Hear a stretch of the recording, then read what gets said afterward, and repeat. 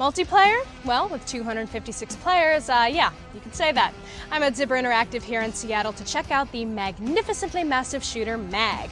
Okay, yeah, so with 256 players, it may seem like it would be total, utter chaos, but trust us, they've designed the games that you want to play together as a team, but you can still lone wolf it if you have to. So join me as I learn more about this title and sit in on a massive testing session. That's an order, soldier.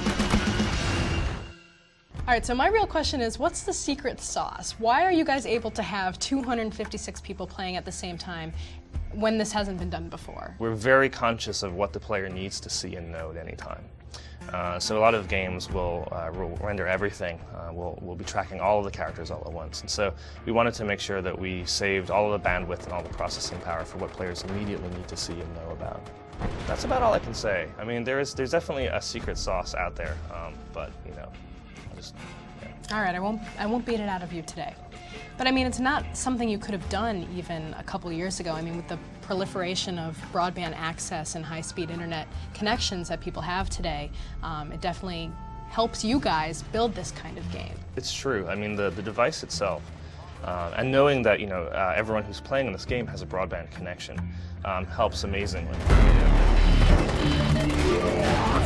What's the advantage of being a little cog in this giant war machine? I mean, what's the benefit of playing as a member of such a larger group?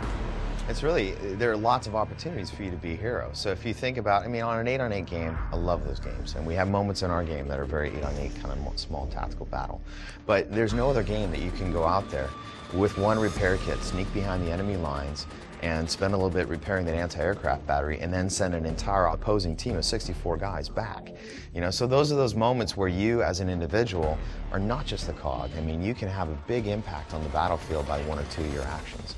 We don't have the traditional classes, so you don't have medic, you don't have assault guy. I mean, those are all things that you can build your character into be, but we don't make you pick from one of 5 archetypes that we choose. We give you all the tools and say, hey, here's a litany of skills. How do you want to play? You know, what kind of special operations guy or girl do you want to be? Players can join one of 3 different military organizations: the Ragtag Comrades of Sever, the Gung-Ho Veterans of Valor, or the high-tech sleek soldiers of Raven, all deadly in different ways. Is there one overall leader for all the platoons and all the squads? Is there one, like, general, for example? There sure is. So every level of that chain of command has a leadership. So a squad, you've got one person out of that 8 that gets to throw their hat in the ring and say, I want to be a squad leader. And then we choose, based on how long it's been since you've been in that role, etc., whether or not you get that squad leadership position. Above that, you got platoons. They all have a platoon leader. And then above that, for the whole battle on your side, you have the officer in charge of the OIC.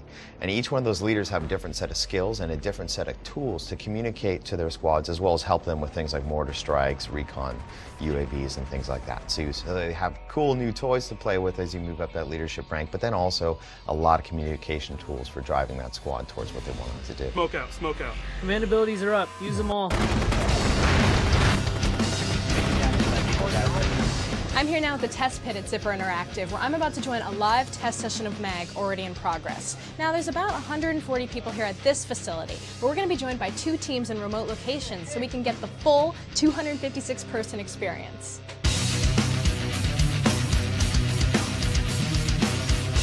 Okay, this is really a different kind of multiplayer. There's a lot going on, but it's definitely clear what I'm supposed to do. Just follow orders. Let's go. Run, run, run, run. Quick, get it up. Going up the right side. Awesome. All right, let's get past this gate and we're home free. Yes! That's how you do it. It's immediately apparent why there's a chain of command. You can see there's lots going on, and someone has to be in charge. Oh, I got him, but then I died. It's not easy testing a game like this, but since Zipper featured an early playable version of M.A.G. at E3 this year, they've got tons of feedback from the fans. With the expertise Zipper gained creating SOCOM, and all the thumb hours spent on M.A.G. so far, we're hopeful their secret sauce will redefine multiplayer warfare. Did I kill him? I did, I knifed him to death. That was awesome.